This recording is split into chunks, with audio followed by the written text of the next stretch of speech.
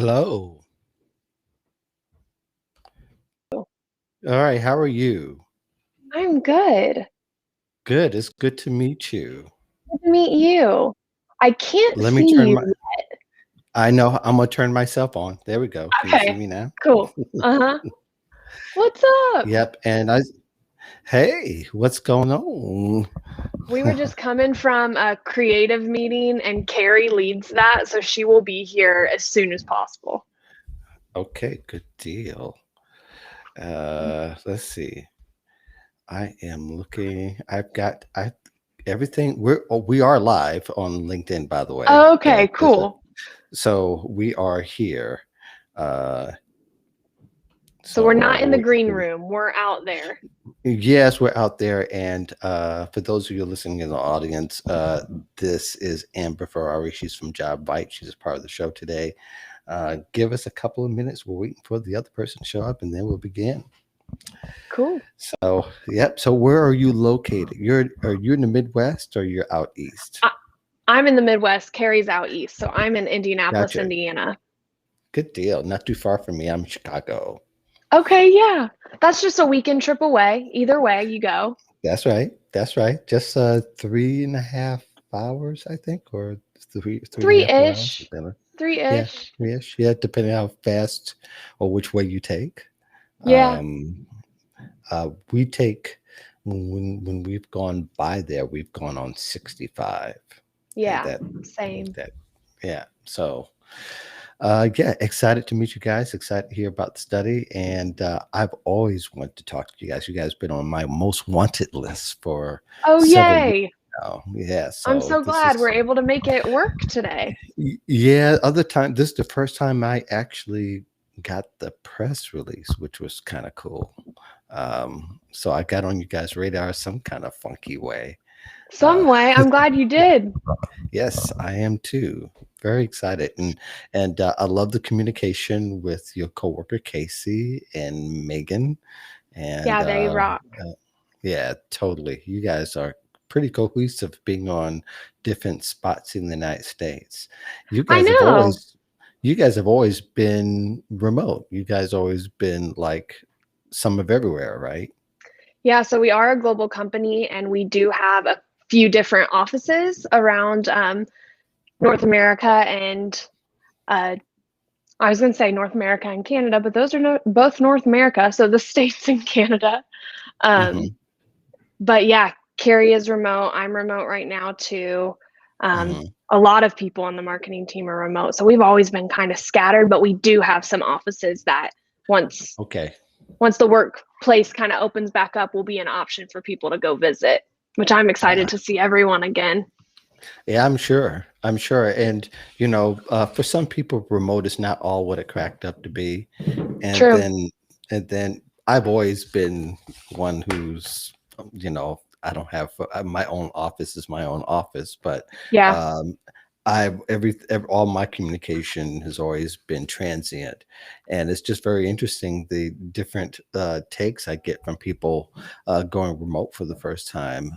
There was the nervousness, there was the anxiety, and then after a while people got used to it and start to lay back, but then there are those who uh they miss people, and I For understand sure. why. Yeah, I Yeah, understand for why. I get for it. a while there during lockdown, walking down the street to the coffee place by me was like the highlight of my day. And I was doing it so often because that's the only time I physically saw people. And it was just someone through a window handing me a coffee cup. But that was like Okay. my social fix Gotcha. during kind of the quarantine period over here. Yeah, we live in an area, we live in Chicago, but like near the edge of Chicago on the southwest side. So Okay. our surroundings is more like if if we need to go to the coffee shop, if I have to drive to Starbucks, I have to drive into the next the little village that's there. It's called Evergreen Park, but we live by Okay. woods. And so we get some visitors every now and then, raccoons, The You nature know, yeah, variety. the nature varieties is more exotic birds than anything else. It's strange to Okay. get visit. Yeah, it's strange to get visits from cardinals from this time of year. Yeah. Um, you know, because I don't, you know, we usually don't see them, but every now and then they come around, and there they are. So, Well, very and interesting I'm sure area. you've heard kind of the legend about how cardinals could be loved ones visiting you or a sign of something. And I one day this year had 8 of them in my backyard, and I thought, what's Is going that on is here? that Like, right? is everybody visiting today? What's going on? Is my aura showing? Like, Right. what's the situation here? Yes, yes, absolutely. And you know, thing about Cardinals here is that we have the Cubs, and you know, with the St. Louis Cardinals Yeah, I'm not a Cardinals appearing, fan either. yeah, you know, around here they're pretty much mud. Hi, Kerry. How are you? Hi, how are you? Good. We are live on LinkedIn. You know, I just want everybody when we come in, that's what we do. You should get on so that I can have an idea of what the landscape looks like online. Because sometimes we don't get online, and sometimes LinkedIn acts funny to where we're just, you know, it's too crazy. So there we have it. So I guess we can begin the show. And for those who are watching us live, thank you very much for joining us on Job Seeker Nation. It's very much an ironic, our name Job Seeker Nation, in which we're going to be talking about the Job Seeker Nation report that comes out every year. So I'd like you guys to, for sure, to give us a hi in the comments, and also just to let you guys know that Jack, who usually joins me every single week, my co-host, ain't gonna be here today. So I'm going solo with these fine experts in what they do. And of course, what they do is they generate the job seeker survey, job seeker nation survey that comes out every year. Jobvite, if you don't know, is a comprehensive talent acquisition focus suite that powers a marketing inspired recruiting approach. If you want to, in short, it's a software company. Did I describe that right, guys? Kerry, Amber, right? Yeah, that's pretty much it. Great description. Yep, end-to-end talent acquisition suite. Nailed it. Yes. Yeah, I got it straight from your employer play page, so don't be that impressed. Great reading comprehension, Mark. Thank you very much. Amber Ferrari, who is the first one glasses with the white jacket, is a marketing manager, communications and sales support. And Kerry Gilliam is VP of marketing at Jobvite. They're both guests today. Again, we're going to dig into the Jobvite annual report. And a lot of my colleagues are very interested in this conversation. So a lot of them are going to catch the replay that shows. And then, of course, I'm going to rebroadcast it on the Voice of Job Seekers podcast next Tuesday. So if people are missing it there, you have a couple of choices, and then we're going to upload to YouTube and all that kind of thing. So I definitely want as many people get a hold of this as possible, because what we deal here is with job seekers, and I want to get right into it. So this is a toss-up for anybody, of course, to talk about. And the page of the report are categorized. So I'll go ahead and read the part that if people are looking along, or if they want to look back at the job hunt amidst COVID-19, that's kind of a big deal.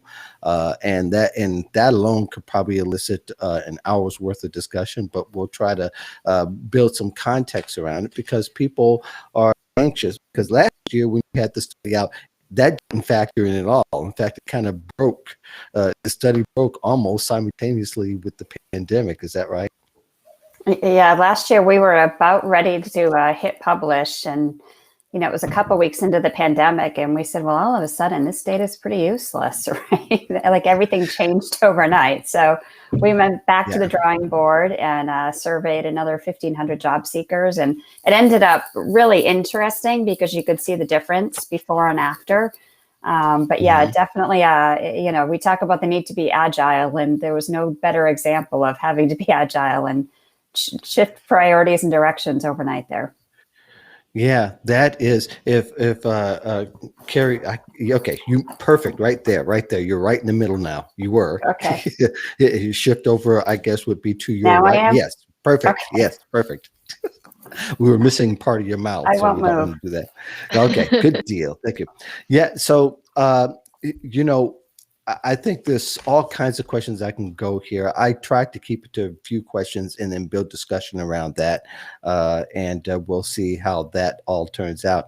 It says in the job in that section, 25% of the respondents have changed industries since the onset of the pandemic. Now, people were changing industries, but were a lot of people forced to change industries, or were a lot of people was this due to, because I'm sure there are people who are transitioning anyway into a different career, but perhaps what might have been some factors that maybe you've gotten some feedback that people were, and the reason why they were changing careers, or that they had maybe even stopped from looking, or the factors that keep people looking for a new position. Yeah, I think it was really out of necessity, right? I think you're right. A lot of Hmm. people, particularly today's workforce, I find that they do want to change industries, right? We're not Hmm. sort of pigeonholed into a particular industry anymore, like I think it used to be in the past. And so I think part of it's just natural, but certainly all of the changes that have impacted the workforce this year and the opportunities for jobs and where I can get jobs has changed. And so, yeah, I think it's led a lot of people out of necessity to change industries, right? They're doing what they have to support their families and take care of their loved ones. Sure, sure. There's a lot of other necessities, but I think a lot of people were also feeding off a great job market, in some sense that people unemployment was pretty low at that particular time, and everything pretty much it kind of ended overnight. So, Amber, in your estimation, how much of that, as far as you could tell, as far as what your numbers would say, and maybe some of the feedback you've gotten, that people were kind of on the brink anyway, and maybe some people at that particular time, when we saw the hospitality industry and the travel industry kind of go under, uh, did we see behaviors change in perhaps people's approach to job search at that particular time? So one thing that's interesting is that 69% of our respondents said that finding a job in general was going to be much harder, which I think we Hmm. all could have probably guessed even before getting the results back, that that's the feedback Right. we would have gotten. An interesting counterpoint to this same job search category is that people with children were Hmm. very open to new opportunities, even amidst the tight labor market. So you see that 71% of men with children and 44% of women with children were much more likely to be satisfied with their job. So, hey, if I have a job, I'm okay with it. I'm doing all Hmm. right. But I'm also super open to other opportunities. So I think that statistic is reflected in that 25% of respondents who changed industries, because we have so many job seekers who might be okay with their job, satisfied with their job, but are open to changing. And I think that might be reflective of the family component. So, hey, I'm doing all right, but if I have the opportunity for something better to either further my career or maybe advance my income status, I'm going to Hmm. do that because I have a family to support. So I found that very interesting as far as takeaways go. Yes, Carrie, I think as well is that maybe there might be a difference in the way that people look with their families, and you can't help but if you're, if you're sitting anywhere in your house, that's going to be affected. And there are people who found like a new life, that hey, there are things that I need to be here for. Was there a line between those who like had management responsibilities, and or that they were, tech workers or just regular workers? Was there any feel for how each of them felt about their situation, to point to where I saw in some cases where executives said, it's time for me to rethink this whole, working 12 to 15 hours a day kind of thing. Did you get any kind of feedback like that? I don't know that we specifically asked about roles or level of management, but I think your point is right on. I think a lot of us, most of us are workers, and we had this time to reflect, right? And our lives changed a bit this past year. And, some of us are anxious to get back out and socialize more and get back into an office. But I think a lot of people learn to appreciate being at home and the quality. Even the other day we were driving and I said, gosh, there's still just a lot of people out walking and running and biking. And it's still far more than you used to see, which I think is great. And that quality time with family, with young kids in particular, is important, and people have appreciated it. So, I think, if my kids are older, but if I had the young kids and I all of a sudden had this past year with them, I think I'd be saying, hey, maybe I don't want to give this up, right? So maybe I'd be willing to change my job or change my industry to keep having that quality of life. Yeah, my both my sons are grown, and both were able to change industries and change jobs pretty much as they had intent to. I thought there was a very interesting dynamic that there are some, and let me just switch gears a little bit. Maybe I won't go down that road. I'll come back to it. But there have been, there was the fact that there was 36% had been out of work for 6 to 12 months. And probably there's still a lot of folks out of work now, even though the unemployment is still lower. Is there any idea when you were figuring, did you, I mean, I should back up a little bit. And what I want to say was, well, we got shots. Now that we have shots, people are feeling a little bit more confident in people's ability to get back to work after being out after a long period of time. Are you feeling, or is there, I want to say, is there a sense of relief that because the things are opening up, that maybe that people were waiting for that moment, as opposed to always continuing to apply throughout the whole pandemic? Did any part of this get to be counted as part as this study? Because you ended the study a little bit before, but I'm thinking that maybe things were promised on the horizon before the end of the year, and maybe there was you might have gotten some feedback regarding that. Yeah, I think you're right. I think that there's got to be a sense of relief for a lot of workers. To me, what we found in general from this is we all have these individual work experiences, and we all have unique needs, right? Depending on whether or not I've had my shot or not, who else lives in my house, right? Do I have to worry about bringing COVID home to them? Am I juggling young kids, right? It really comes down to this really individual, personalized work experience. And so it impacts us all differently. But in general, I think a lot of people, it's that relief that, the shots are going to be available, right? In some parts of the country, they're quickly becoming generally available now. And really, that just opens up the door for so many people who maybe weren't able to go back to work, right, for whatever personal reasons, individual circumstances. So I think you're right. I think that that word relief is really a great word, and hopefully leaves us pretty optimistic and excited about the future. Right. Now, what I found very interesting is that something you didn't do in the past, and I think, if I'm understanding this correctly, is that people are applying more directly from the employer's site, career site, than any other time. Could you explain a little bit more about what was the thinking in measuring that, as opposed to not being available last year?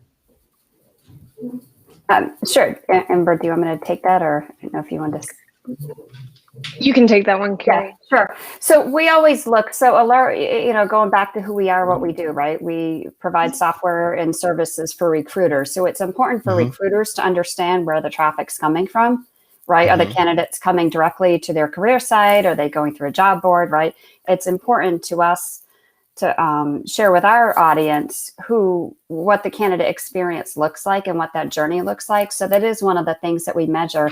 And one of the things I would just say for job seekers in general is, know that there's different ways you can get to that apply process, right? Mm-hmm. And make sure that you're not just depending on the job boards, right, which are super important and recruiters depend on them, but also really take the opportunity to get a sense of the company's culture, what it's really like to work there, and be looking at the career site where they might post a little bit of information about what it looks like to work there.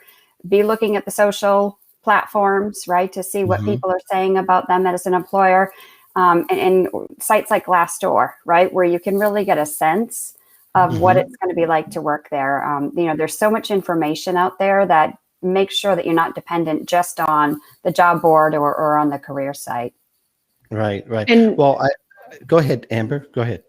And Mark, to Carrie's point, I wanted her to cover the overarching reasoning behind that. But what I thought was interesting was that even though job boards are number one at 60% of how people apply, it did drop 12 percentage points since 2020. So people Okay. are definitely looking and finding job opportunities in different places, which I think is important, not only to understand from a recruiter perspective, but also for job seekers to realize, oh, I can be marketed to from a recruitment marketing perspective in different ways other than maybe what I'm used to, and to be keeping your eyes peeled for those opportunities that land in your lap in different formats. Yeah, I find it interesting too because I think in the past, not every employer's house their own employment site. Um, that there's more people, there are more and more people willing to go there as opposed to applying on LinkedIn or applying through Indeed, which aggregates a whole bunch of other sites. But I really think, as it alludes to your numbers that you said earlier, Amber, about 69% of the workers believe that getting a job would be a little bit more challenging than it ever has. That maybe the pandemic has changed the habits of some folks.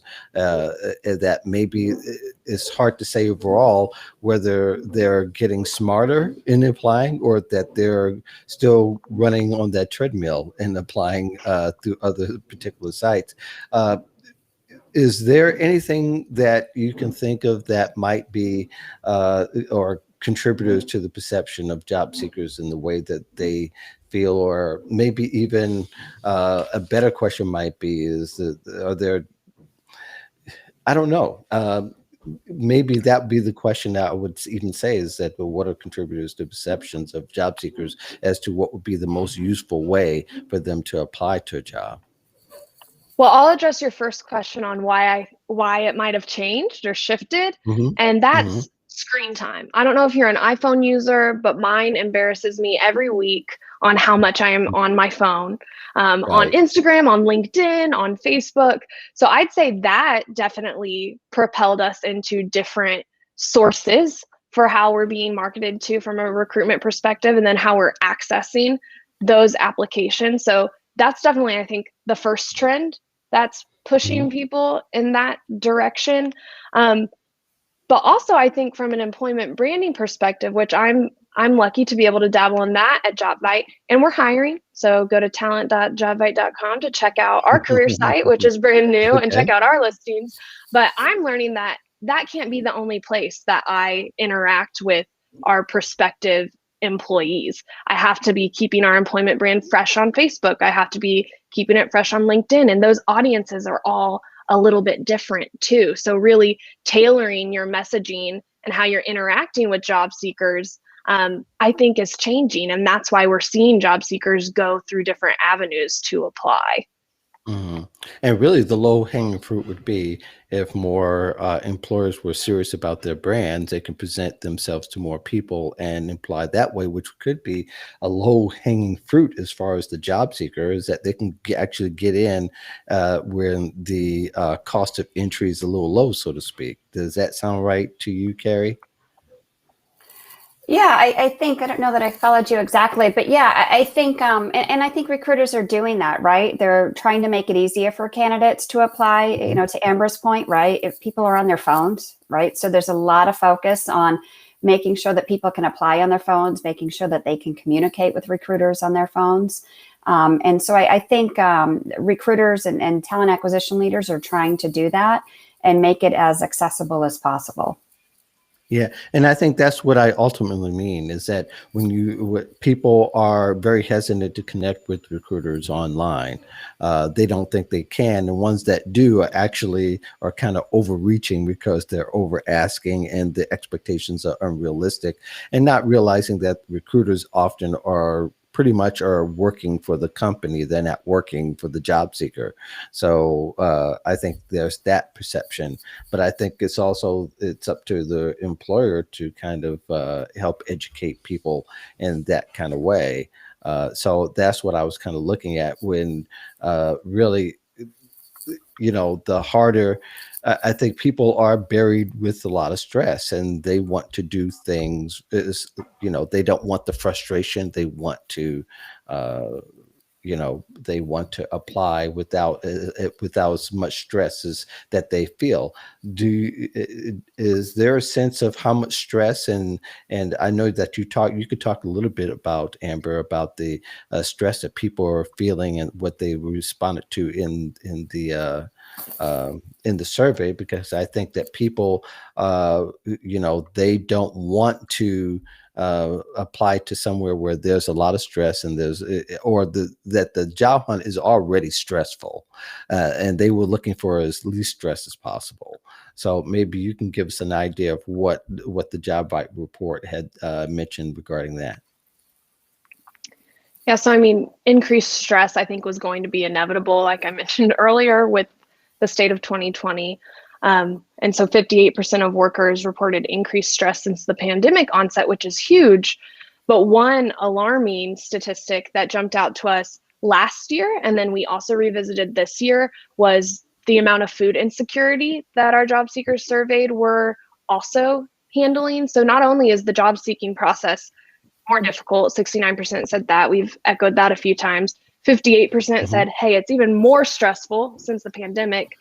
We had an increase of 11% of people who said that either they or someone in their immediate family had gone without food for 24 hours.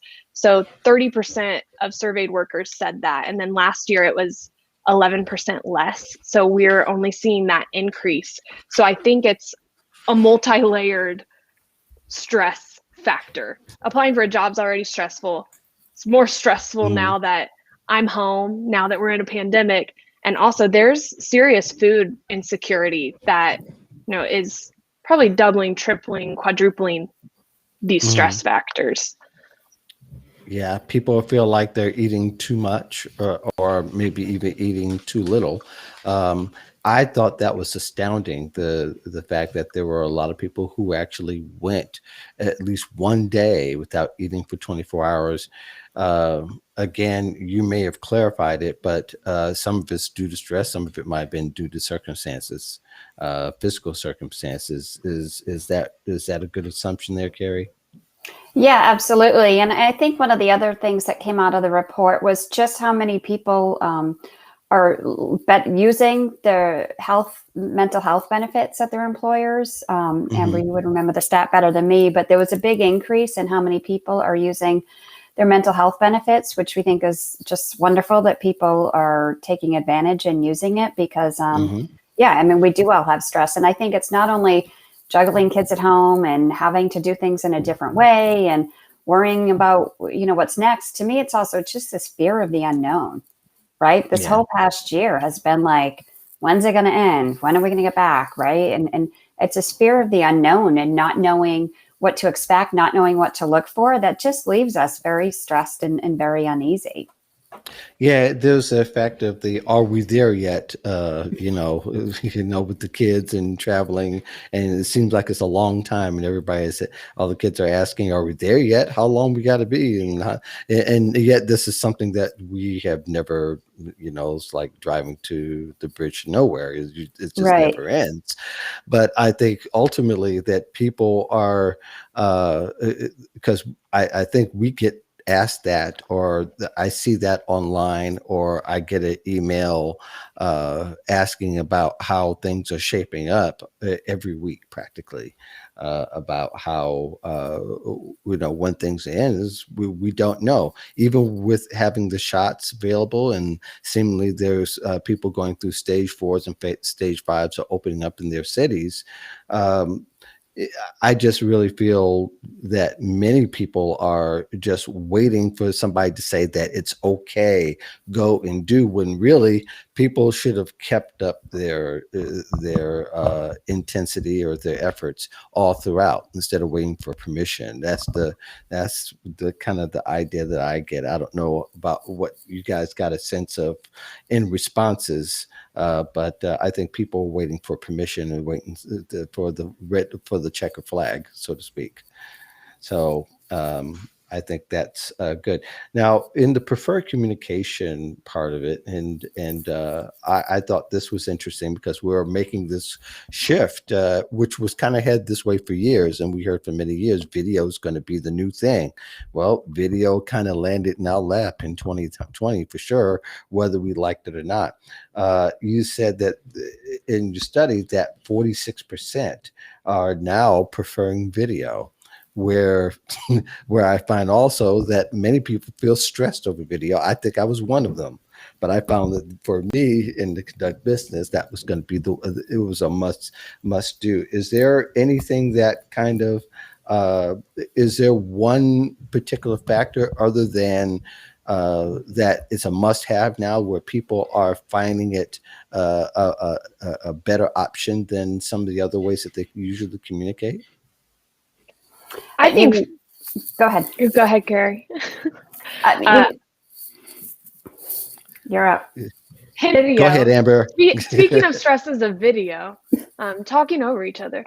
So I was going to say, first and foremost, I think what people are craving is good communication, whether that be video, whether that be text, whether that be over the phone, because we have 83% consider communication from employers that's good to be the number one factor in their positive candidate experience. So I think that's the initial criteria. I think the movement to video in 2020, it'll be interesting to see if that's sustained in 2021, because good communication at first, when people were moving to remote, was any communication. And then the lack of seeing each other, the lack of physical interaction was lacking. So that adaptability that recruiters and talent acquisition teams were relying on forced them to move to video. Okay, calls may not be enough since we're not getting that in-person time we're used to.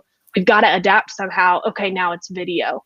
And I think preferring that is because we were forced to become comfortable with it. I think there are also other modes of communication, like texting for screening.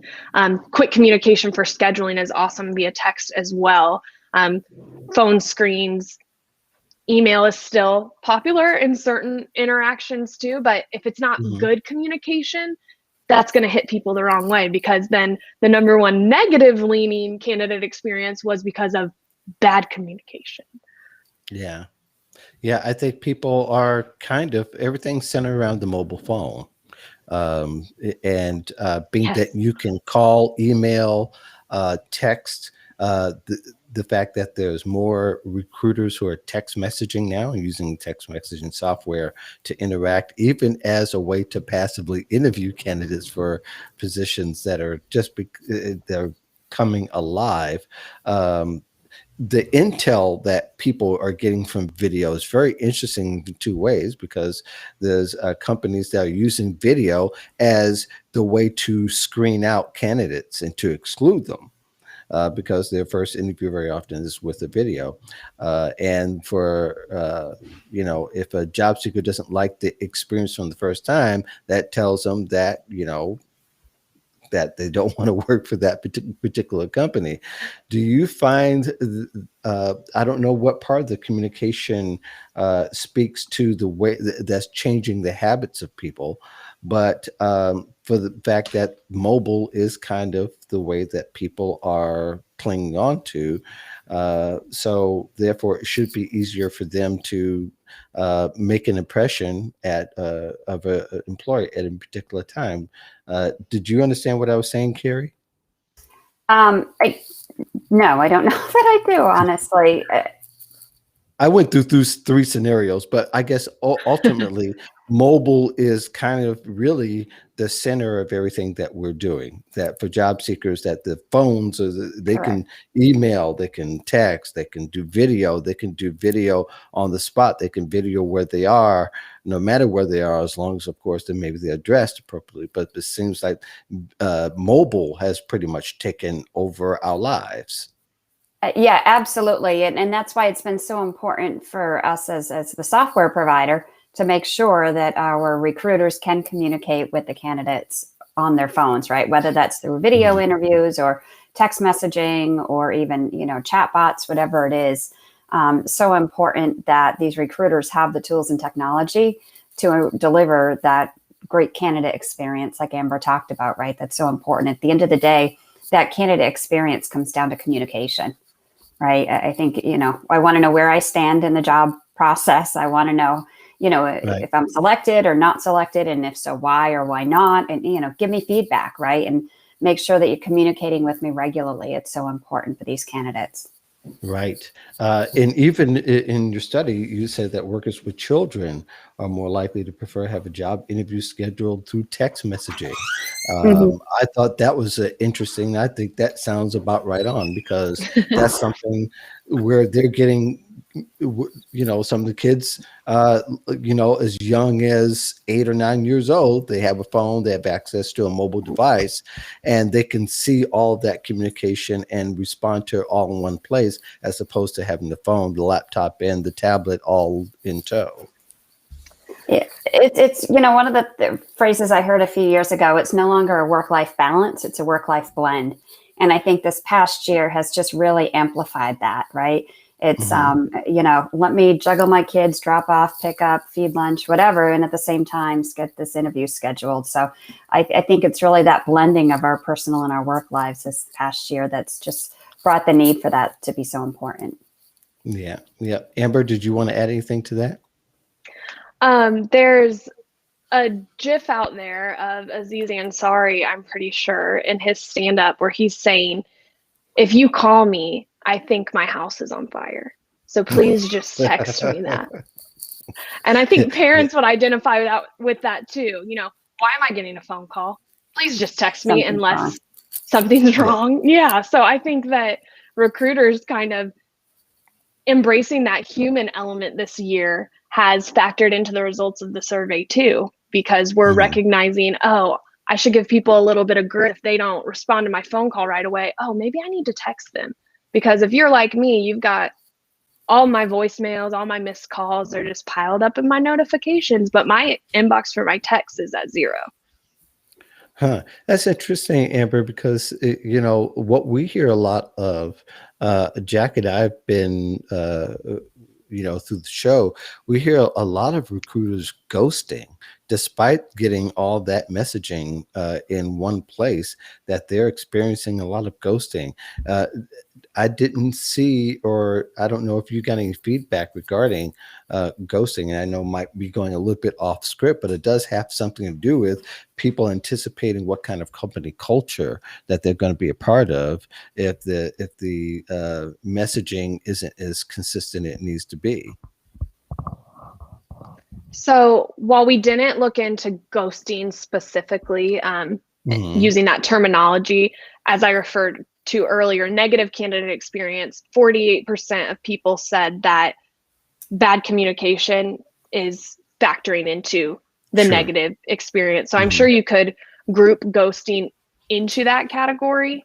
Hmm. But yeah, we didn't touch specifically on how that is affecting job seekers. Good We deal. had, though, Amber, in the fall, we did our Recruiter Nation survey. So there's where we reached out to recruiters and asked them questions about the job seekers. And in that survey, it came back that 55% of recruiters had been ghosted by a candidate. So it's definitely, kind of going back and forth on both sides of that conversation, that there's ghosting on both sides. So, important really. And just, let's just not do it. Let's just follow up with people and communicate, right? Right. That'll be ideal. But I think, I don't know whether we could say that it was happening before the pandemic or if it was something Right. during, but it is definitely because we have the tools now to amplify how we feel no matter where we are, where we're having the issues land right on our plates. Let's talk a little bit more about company culture. Now, you say that in the survey, it says, where do job seekers go to get a sense of an employer's company culture or brand? And this is 37% employer job boards or review sites, employers' social media. There's 33% information videos on the employer's site. It's 32%. What is it about the job board that people feel very comfortable about? Um, a lot of people in the past have, I mean, we're talking about 2 out of 3 people are trying to avoid the job boards, but still, for what we know about job boards, they aren't the most responsive when it comes to being able to get an application through to an employer. What is it is that they feel comfortable about? And I think one thing I think of that it might be easy. Amber, did you have any conjecture about that when you saw that? Um, I definitely think it's interesting. There's also the factor that there's so many job boards. So with kind of SEO on search terms, that could be playing into how those are appearing in a quick search. Hmm. They also have one focus, which is to get people in through an application. So they're also contributing more dollars to show up in some of those searches. But I'm Hmm. wondering, Kerry, with your CRM background, what you might think about that statistic.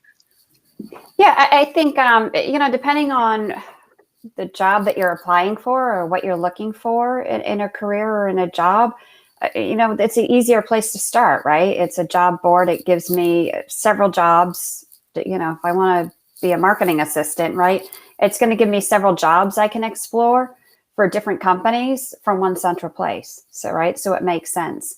Hmm. If it's, I know I want to work for a particular company, right, then I'm going to go more directly to that company's career site. But I think that's why more people end up using the job boards is, I just know I want a marketing assistant job or I want a customer service job, right? And they're not as set about what company they want to work for.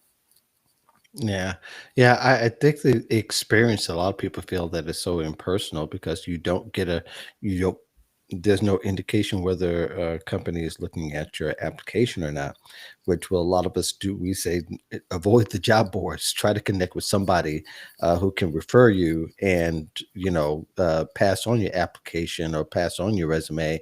And from there, you can get a better gauge as to what will happen. But they also know too that referrals kind of breeds and increases your chances of getting an interview. Mm-hmm. So, Right. um, you And know, important to understand from mhm, the technology side of things, right, from the back office for job seekers, for candidates, is these job boards, they're building integrations with the tools that the recruiters are using, right? So like, for mhm, example, at Jobvite, we have over 350 integrations that we've built. And so understand that most of the time, the job board is taking your application and feeding it over to what the recruiter's looking at. mhm. So, depending on what that integration looks like, how streamlined it is, that could be leading to, if people are frustrated that they're not hearing back, it could be related to that as well. Very good. If those of you who are watching and listening, if you have any questions, this is the time to do so. Going to just go for a couple more rounds, and then we're going to end it here with Kerry and Amber. But I want to be sure that we get your questions in. So if you go ahead and put it in the chat, we can go ahead and get some of those answers as we can. Again, this is a report, and there isn't particular intel. Sometimes I do ask for the field to get an idea of maybe if they've gotten additional feedback, maybe from other parts of the survey, of what the habits are, and maybe you can take that information and change some of your habits to something that might be more viable and that could work for your job search. So that's why we love doing this. Let's talk a little bit about diversity and inclusion, which was great to see amidst of the chaos from last year. And but of course, a lot of people feel like that was something that was going to naturally evolve. You have seen in your survey that 42%, I believe that was part of the survey, that people are now checking the diversity box as a must-have as opposed to something that's more of an option. Did you gain any insight into that particular section of your report? Start with you, Kerry. Yeah, absolutely. It became clear over the past year with all that we've experienced, the focus on, right? I want to work for a diverse workforce. And it came out loud and clear in this report that people are, and even when we talked with recruiters, right? Recruiters are getting asked these questions, right? People are proactively, candidates are proactively asking the questions about how diverse is the workforce and, what are the plans, right? It's not that you get there and it's 100% ever, right? It's not a destination kind of a thing. It's a continuous journey. So I think it's important, one, candidate should feel confident in asking questions about, tell me about the workforce. I think it's just a great reflection on, I feel like this past year, many of us have come to just reflect on what's important to us, right? What are my values and my principles, and where do I want to work and where do I want to spend so much of my time? And that's coming through in this. And so also important for recruiters to know that you better have a good answer, right? Wherever you're at with it, you better have a good answer, and really important to include that kind of information on the career site because the candidates want to know. Yeah, and I think a lot of that information now that that companies have provided more transparency than they have, that people can check to see what the recruiter is saying is true, and maybe check off that box if they feel like the recruiter is not being genuine about it. Your insights, Amber, from that that part of the report? I think one thing that plays into all of the results in our 12th annual Job Seeker Nation report is that the results are so humanizing.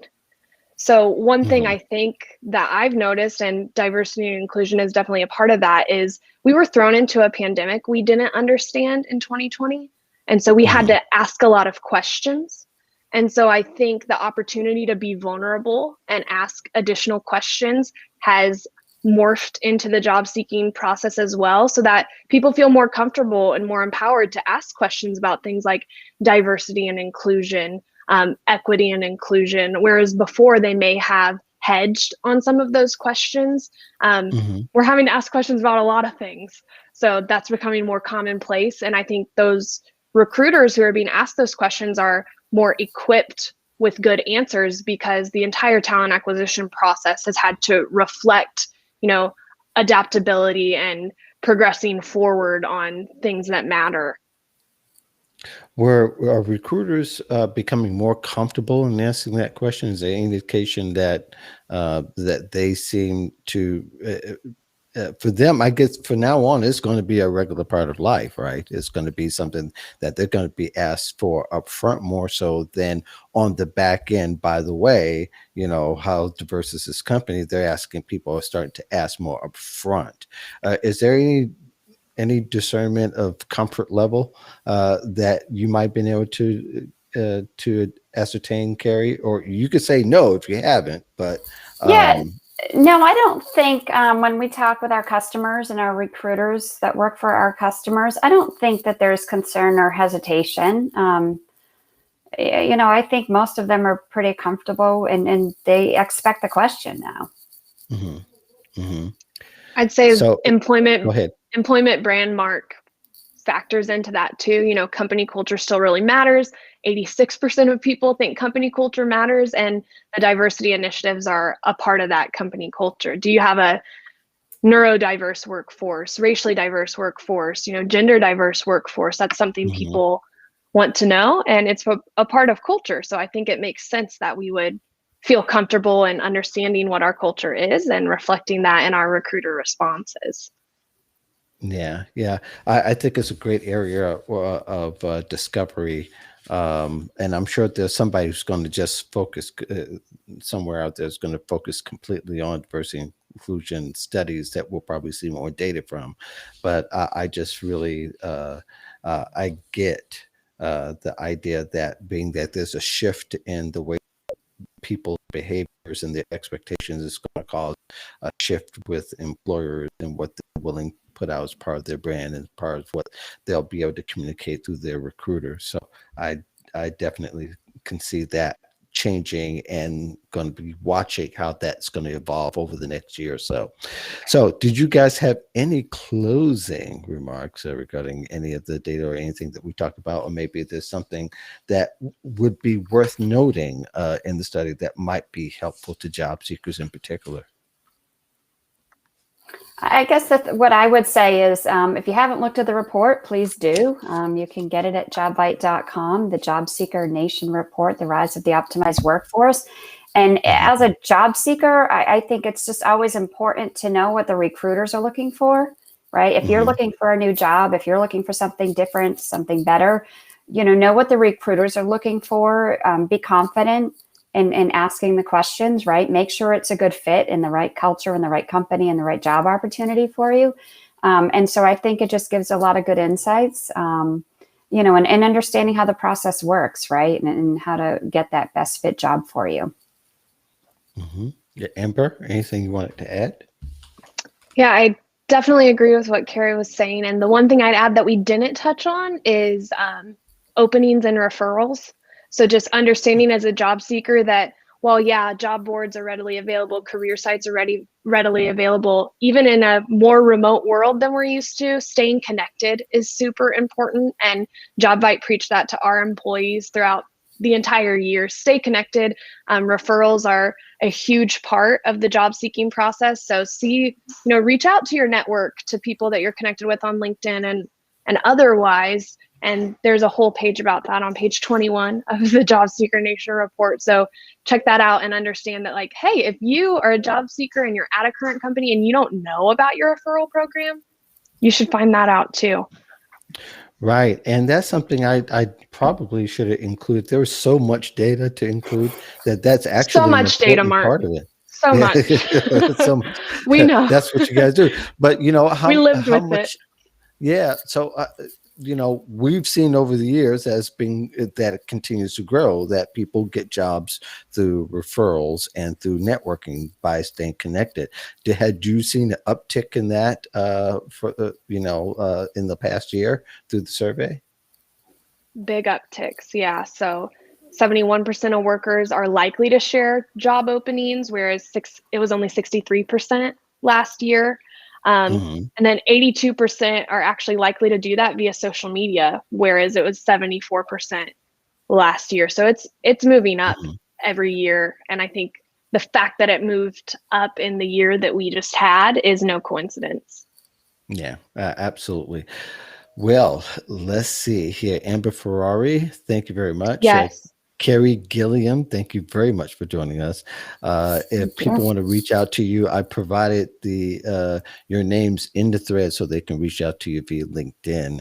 And of course, they can always go to Jobvite for more information about the company and about what you guys do. You can always also go to the LinkedIn employee page, or the company page rather, and you could get more information and more insight there. Thank you very much, ladies, for joining us, and thank you all for joining us here on Job Seeker Nation. We'll be back next week, and you should know that we're going to have Andrew Seaman, the LinkedIn news editor, for the LinkedIn Lives. He does the Big Friday show on LinkedIn. I think everybody will love to have that. So get your questions ready for Andrew for what he's seen. And he's talked to a lot of people, and we hope that you guys will get a lot of value out of that to help you with your job search. In the meantime, thank you very much for joining us here. We welcome you to continue the thread if you need to. Thank you, and we'll see you next week.